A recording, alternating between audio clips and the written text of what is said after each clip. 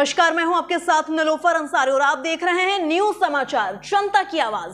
आइए नजर डालते हैं आज की बड़ी खबर पर।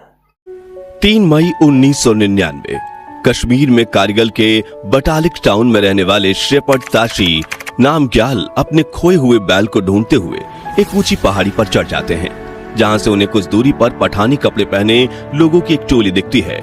लेकिन वो दिखने में आसपास के कश्मीरी पठानी लोगों जैसे बिल्कुल भी नहीं थे। और तो और उनके पास बंदूकें थीं और वो कारगिल के एक ऊंची पहाड़ी पर अपना बंकर बना रहे थे।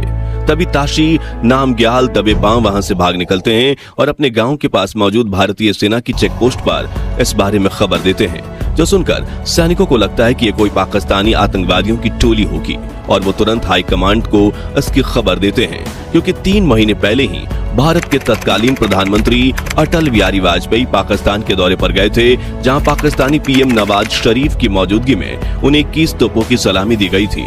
दोनों देशों में बॉर्डर पर शांति बनाए रखने की बात हुई थी और आज तक पाकिस्तान भारत से 1947, 1965, 1971 और 1984 में सियाचिन की जंग भी हार चुका था। ऐसे में भारतीय सेना को इस बात पर बिल्कुल अंदाजा नहीं था कि पाकिस्तानी सेना भारत में घुसपैठ करेगी। मगर 2 दिन बाद 5 मई को भारतीय सेना के कुछ जवान इन संभावित आतंकवादियों को कैप्चर करने के लिए कारगिल की पहाड़ियों की तरफ रवाना होते हैं, जहां पहले से ही जाल बिछाए बैठे घुसपैठिए 5 भारतीय सैनिकों को पकड़ लेते हैं और बेरहमी से मार देते हैं। जिसके 4 दिन बाद 9 मई को पाकिस्तानी सेना बमबारी करके कारगिल में भारतीय सेना के गोला बारूद रखने के ठिकानों को नष्ट कर देती है। तब भारतीय सेना को यकीन हो जाता है कि पाकिस्तानी सेना ने भारत में घुसपैठ कर ली है और इसके साथ ही शुरू हो जाता है एक ऐसा जंग जो इतिहास के पन्नों में आज भी भारतीय सैनिकों की वीरता की मिसाल बनी हुई है। तो आइए जानते हैं कारगिल युद्ध के रोंगटे खड़ी कर देने वाली पूरी कहानी। पाकिस्तान के घुसपैठ की खबर कंफर्म होते ही अपने इलाके वापस कैप्चर करने के लिए इंडियन आर्मी 10 मई 1999 के दिन ऑपरेशन विजय लॉन्च कर देती है और सैनिकों की कुछ टुकड़ियों को कश्मीर के अलग अलग हिस्सों में कारगिल बेस पर बुला लिया जाता है। लेकिन अब तक पाकिस्तानी आर्मी ने इंडियन बॉर्डर से पार करके 8 से 9 किलोमीटर अंदर घुस गई थी और उन्होंने टोलिंग एंड टाइगर हिल्स जैसे कई हाई एल्टीट्यूड पॉइंट्स अपने कब्जे में कर लिए थे। साथ ही द्रास, काक्सर, बटालिक रेंज, छोबर, तबेली और मुश्को सेक्टर्स पर भी अपने बेस बना लिए थे। इस तरह उन्होंने करीब 100 किलोमीटर के एरिया को अपने कब्जे में ले लिया था। इसे लेकर पूर्व लेफ्टिनेंट जनरल हरणजीत सिंह पनाग ने इंटरव्यू में कहा कि ये पाकिस्तानी का बहुत ही जबरदस्त प्लान था। उन्होंने आगे बढ़कर खाली पड़े बहुत बड़े इलाके पर कब्जा कर लिया। वो लेह कारगिल सड़क पर पूरी तरह से हावी हो गए। यह उनकी बहुत बड़ी कामयाबी थी। आगे उन्होंने कहा कि मैं तो यहां तक कहूंगा कि पहले 1 महीने हमारा प्रदर्शन शर्मनाक था, क्योंकि एक तो पहाड़ियों में आप नीचे थे और वो ऊंचाई पर थे। दूसरी दिक्कत थी उस ऊंचाई पर ऑक्सीजन की कमी। तीसरी बात यह थी कि आक्रामक पर्वतीय लड़ाई में हमारी ट्रेनिंग भी कमजोर थी, लेकिन हौसले चट्टान की तरह मजबूत थे। इसलिए भारतीय ऐसा कमबैक कर चुके थे कि पाकिस्तानी सेना को गीदड़ों की तरह भागना पड़ा। खैर, पाकिस्तानी सैनिकों की नजरों से बचते हुए पहाड़ियों पर चढ़ने के लिए रात का समय चुना गया। हालांकि रात के समय इन पहाड़ियों पर हड्डी जमा देने वाली ठंड पड़ती थी, ऑक्सीजन लेवल भी ड्रॉप हो जाता था और बिना रोशनी के खड़ी चढ़ाई करना अपनी जान जोखिम में डालने जैसा था। मगर भारत के वीर सैनिकों ने हार नहीं मानी और 16 मई को द्रास मुश्को सेक्टर, 18 मई को पॉइंट 4296 और पॉइंट 4460 के साथ मुश्को सर से अपने कंट्रोल में ले लिया। मगर माउंटेन रेंज की वजह से ऐसे पिक पॉइंट पर वो कारगिल में थे जिन्हें कब्जे में लेने के लिए इंडियन एयरफोर्स की मदद लेना काफी जरूरी थी। इसलिए 26 मई के दिन कारगिल युद्ध में IFA की एंट्री हुई। हालांकि प्रधानमंत्री अटल बिहारी वाजपेयी ने एयरफोर्स के पायलट्स को यह कमांड दिया था कि आप किसी भी हाल में LOC क्रॉस करके पाकिस्तानी इलाके में एंटर नहीं करेंगे। और अब शुरू होता है ऑपरेशन सफेद सागर, जिसमें एयरफोर्स ने न सिर्फ पाकिस्तानी सेना के कई बंकर्स तबाह किए, बल्कि ग्राउंड फोर्स को जरूरी सप्लाईज भी पहुंचाई और ग्राउंड अटैक के दौरान कवर भी दिया। मगर 27 मई के दिन एक ऐसा हादसा हुआ जिसने इंडियन आर्मी को गहरी चोट पहुंचाई। दरअसल MiG-27 फाइटर जेट उड़ा रहे फ्लाइट लेफ्टिनेंट निचिकेता राव को एक बड़ा धमाका सुनाई दिया। उनका जहाज अचानक से नीचे गिरने लगा। तभी उन्होंने अपने पास ही उड़ रहे MiG-21 फाइटर जेट के captain squadron leader Ajay Ahuja को इसकी जानकारी दी और फ्लाइट से इजेक्ट कर लिया। जो सुनकर अजय आहूजा उन्हें ढूंढने के लिए उस डायरेक्शन में आने लगे। तभी पीछे से उनके फाइटर जेट पर हमला हुआ और उन्हें भी इजेक्ट करना पड़ा। दरअसल कारगिल की पहाड़ियों पर छिपे बैठे पाकिस्तानी सैनिक अपने साथ अंजास सर्फेस टू एयर मिसाइल्स लेकर आए थे, जिनकी मदद से उन्होंने इन दोनों फाइटर जेट्स को निशाना बनाया। अब सोल्जर अजय आहूजा एलओसी के बिल्कुल पास उतरे, तभी पाकिस्तान के सैनिकों ने बॉर्डर से घुसपैठ करके उन्हें कैप्चर किया और मार दिया, जबकि सोल्जर नचिकेता राव की लैंडिंग बॉर्डर के उस पार पाकिस्तान में हुई। इसलिए पाकिस्तान के सैनिकों ने उन्हें पकड़ लिया और काफी टॉर्चर किया। हालांकि इंटरनेशनल प्रेशर आते ही 3 जून 1999 के दिन उन्हें नचिकेता राव को छोड़ना पड़ा। 28 मई के दिन पाकिस्तानी सैनिकों ने एयरफोर्स के MI-17 हेलीकॉप्टर पर भी हमला किया, जिसमें सवार 4 इंडियन आर्मी के जवान शहीद हो गए।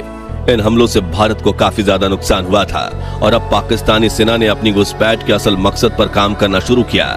दरअसल पाकिस्तान कारगिल से होकर गुजरने वाले नेशनल हाईवे A1 पर कब्जा करना चाहती थी, जो कश्मीर और लद्दाख को जोड़ने वाली महत्वपूर्ण कड़ी थी। साथ ही हाईवे आगे सियाचिन तक भी जाता था, जिसे कब्जे में लेने की नाकामयाब कोशिश पाकिस्तान साल 1984 में भी कर चुका था। ऐसे में अगर यह हाईवे उनके कब्जे में आ जाता तो भारतीय सेना सियाचिन तक नहीं पहुंच पाती और पाकिस्तान सियाचिन के साथ लद्दाख के 50% हिस्से को अपने कब्जे में ले लेता। लेकिन अब वक्त था भारत के कमबैक का, कमबैक जिसने पाकिस्तानी सेना को मुंहतोड़ जवाब तो दिया ही, साथ ही सियाचिन के रूप में अमेरिका के प्रेसिडेंट बिल क्लिंटन की भी गद्दी हिलाकर रख दी।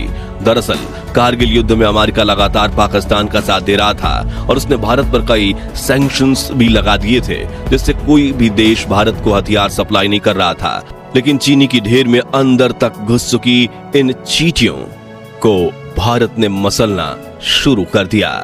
जहां भारत को एडवांस हथियारों की जरूरत थी, ऐसे में अमेरिका के दबाव में आने के बावजूद इजराइल ने इस मुश्किल दौर में भारत की खूब मदद की। उन्होंने न सिर्फ भारत के लेजर गाइडेड मिसाइल्स के ऑर्डर को वक्त से पहले डिलीवर किया, बल्कि सर्विलेंस ड्रोन्स भी इसे दिए ताकि इन घुसपैठियों को खोजा जा सके। इसके अलावा इजराइल ने भारत को lightning electro optical targeting pods दिए, जिनकी मदद से एयरफोर्स के पायलट्स छिपकर बैठे इन पाकिस्तानियों को ढूंढ पाते थे और निशाना साध कर बम गिरा सकते थे।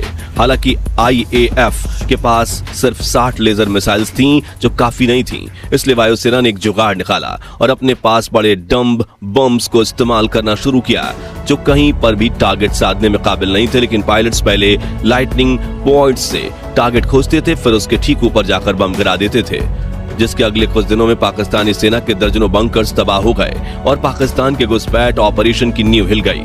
अब बारी थी ग्राउंड फोर्सेस के कमबैक की, जिसके लिए टोलुइंग पहाड़ी को कैप्चर करना काफी जरूरी था। लेकिन 16,000 फीट की ऊंचाई, -11 डिग्री तापमान, खड़ी चढ़ाई और पहाड़ी के टॉप पर बैठे दुश्मनों की अंधाधुंध फायरिंग के बीच इस मिशन की मुश्किलें बढ़ती जा रही थीं। इसलिए सैनिकों ने चढ़ाई करने के लिए वो रातें चुनी जब चांद नहीं निकलता था, ताकि रोशनी काफी कम हो। इसे लेकर कैप्टन अजीत सिंह बताते हैं कि हम ज्यादा सामान उठाकर भी चढ़ाई नहीं कर सकते थे, इसलिए हमें चुनना पड़ा था कि हमें 2 किलोग्राम राशन लेना है या फिर 100 बुलेट्स। हम में से ज्यादातर जवानों ने बुलेट्स चुनी और 3 दिनों तक बिना खाए सिर्फ टारगेट के सहारे, सिगरेट के सहारे जिंदा रहे। कारगिल युद्ध को लेकर वरिष्ठ पत्रकार सुशांत सिंह बताते हैं, फौज में एक कहावत होती है कि माउंटेन इट्स ट्रूप्स, यानी पहाड़ सेना को खा जाता है।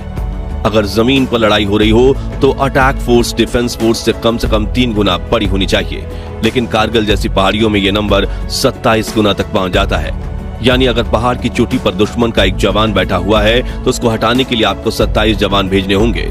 मगर इतने सारे जवान अगर जाते तो पाकिस्तानियों को इसकी खबर लग जाती। तो मिनिमम फोर्स के साथ मेजर राजेश अधिकारी ने एक कंपनी को लीड किया, जिन्होंने पहाड़ी पर चढ़ने की कोशिश की और इनकी कंपनी काफी हद तक सफल भी हुई।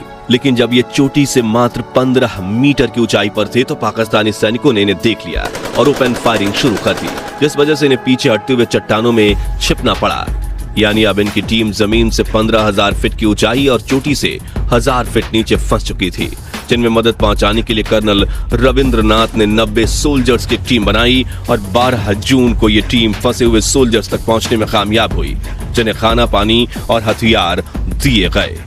और टोलिंग पर बैठे पाकिस्तानी सैनिकों पर हमले से पहले रविंद्रनाथ ने एक फाइनल स्पीच में कहा, मैंने आपको वो चीजें दे दी जो आपको चाहिए थी, अब आपको मुझे वो देना है जो मुझे चाहिए, यानी टोलोलिंग पर जीत। हालांकि यह मिशन काफी मुश्किल था, जिसमें मेजर विवेक गुप्ता और उनके 6 सोल्जर्स की टीम शहीद हो गई। लेकिन सेना का हौसला नहीं टूटा और आखिरकार भारतीय सेना ने टोलोलिंग पर जीत हासिल कर तिरंगा फहराया, जिससे सेना के अन्य जवान भी जोश में भर गए और उन्होंने कई पॉइंट्स पर कंट्रोल वापस लेने में अपना जी जान फूंक दिया, जिससे उन्हें विजय भी प्राप्त हुई। इसलिए बैटल ऑफ टोलोलिंग को कारगिल युद्ध का टर्निंग पॉइंट माना जाता है। अब टोलोलिंग के बाद जो दूसरी सबसे ऊंची पॉइंट्स थी पाकिस्तानियों के कब्जे में, वो था पॉइंट 5140, जिसकी ऊंचाई 17,000 फीट थी, जिसके लिए 2 ग्रुप्स बनाए गए, जिसमें से पहले ग्रुप को लीड कर रहे थे लेफ्टिनेंट संजीव जामवाल और दूसरे ग्रुप को लीड कर रहे थे लेफ्टिनेंट विक्रम बत्रा, जिनका कोड नेम था शेरशाह। जी हाँ, शेरशाह फिल्म उनके जीवन पर बनी है।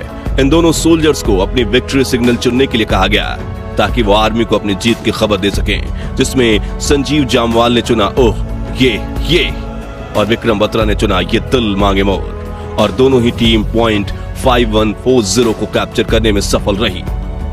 अब कैप्टन विक्रम बत्रा अपनी टीम के साथ अगले मिशन पर निकल गए, जिनमें उन्हें पॉइंट 4875 नाम की पहाड़ी को कैप्चर करना था, और 8 जुलाई 1999 के दिन इन्होंने इस माउंटेन पीक को भी कैप्चर कर लिया।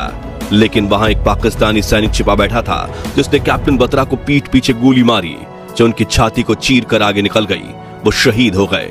यहां में भारतीय सेना के वीर जवान योगेंद्र सिंह यादव की वीर गाथा भी याद आती है, जिन्होंने 3 जुलाई के दिन टाइगर हिल्स को पाकिस्तानियों से वापस लाने के मिशन में हिस्सा लिया। इनकी प्लाटून 1000 फीट की खड़ी चढ़ाई कर रही थी, तभी दुश्मन को इनके बारे में पता चल गया। ऊपर से इन पर मशीन गन से फायरिंग की गई और रॉकेट्स तक बरसाए गए, जिससे प्लाटून कमांडर और 2 सैनिक शहीद हो गए। लेकिन 19 वर्षीय ग्रेनेडियर योगेंद्र सिंह गोलियां खाने के बावजूद अपनी चढ़ाई कंटिन्यू करते रहे और ऊपर पहुंचकर दुश्मन के बंकर पर ग्रेनेड फेंककर 4 दुश्मनों को मार गिराया।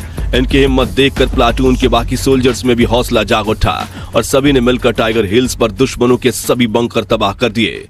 ये जंग सिख, ग्रेनेडियर और नागा के नाम की 3 प्लाटून ने करीब 12 घंटे तक लड़ी थी, जिसमें योगेंद्र सिंह यादव को 15 गोलियां लगी थीं, लेकिन वो सरवाइव कर गए। जिसके बाद योगेंद्र यादव को उनकी असाधारण वीरता के लिए भारत का सर्वोच्च वीरता सम्मान परमवीर चक्र दिया गया। इस बीच अमेरिकन प्रेसिडेंट बिल क्लिंटन ने भारत के प्रधानमंत्री अटल बिहारी वाजपेयी के साथ इस जंग को लेकर बातचीत की, जिसमें अटल जी ने साफ साफ कह दिया, या तो पाकिस्तानी सेना खुद अपने देश वापस चली जाए या फिर हम बलपूर्वक उन्हें भारत की सीमा से खदेड़ फेंकेंगे।